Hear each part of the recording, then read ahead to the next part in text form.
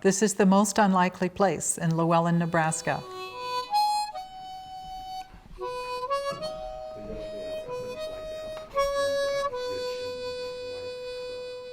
My husband Dennis, my brother-in-law Rex Miller, and my sister-in-law Jean Jensen. Just let them make a record.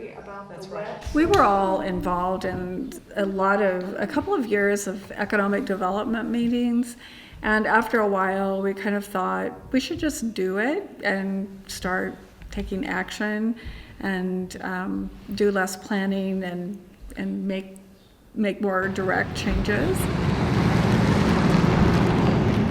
We have 6 buildings altogether here. Buildings were run down, and some of them probably would have collapsed if we hadn't fixed a roof.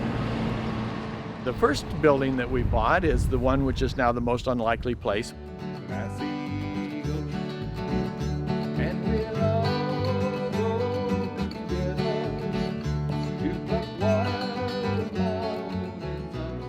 We purchased the building when it was 100 years old in 2008.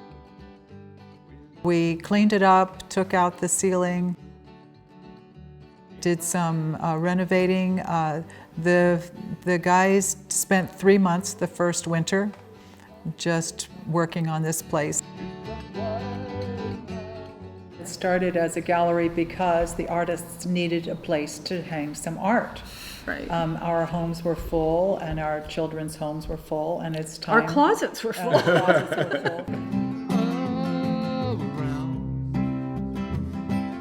Dennis is the pastel artist. Jean Jensen paints oils and watercolors. And Rex has all of the wood sculpture. Then we purchased a coffee machine in order to have maybe a little more business and learned how to make coffee drinks. And then someone suggested that we might have a brunch, a Sunday brunch. Welcome. Hi, Jenny. Nice to see you. Good to see you, my dear. These are Who did you bring? my sister Jean and her husband John. When I first opened, there were tables up by the windows, so that's quite a distance. So I put my skates on in order to get down to the end of the room more efficiently. Every table has a history, and everything has been donated. We're happy to take whatever anyone wants to give us. Many guests say this is the perfect name for this place. Because it's unlikely that this place would be here in this little town. It doesn't seem to make sense to them. They say, well, this should be in San Francisco or in Vail or somewhere else. We have all kinds of crafts from local artists. We have an area on the wall for a featured artist each month. We have local authors. We have book signings and readings occasionally. She'll sell our things there, and so it brings the artist. I was an artist who was under the table. I didn't know. I just did it. I gave it away as presents. I never thought I could ever sell my stuff. The next door building, which was the old Lewellen Hotel, became available. It is now Rex's woodworking shop. The upstairs part, my sister Jean now has her studio in.